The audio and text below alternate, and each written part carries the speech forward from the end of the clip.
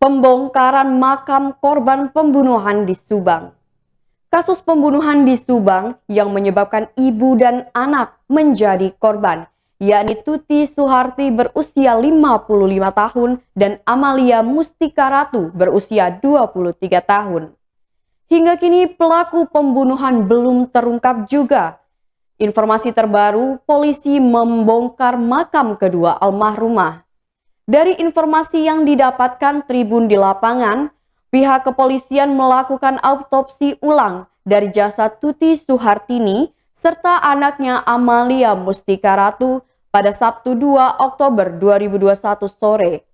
Di makam Tuti serta Amalia yang berada di tempat pemakaman umum Istuning, Desa Calancagak, Kabupaten Subang, terpasang tenda plastik berukuran sekitar 3 kali 4 meter. Otopsi dilakukan di lokasi dan sudah berakhir. Sampai dengan saat ini, belum ada keterangan resmi dari pihak kepolisian kepada awak media terkait dilakukannya autopsi ulang dari kedua mayat ibu dan anak tersebut.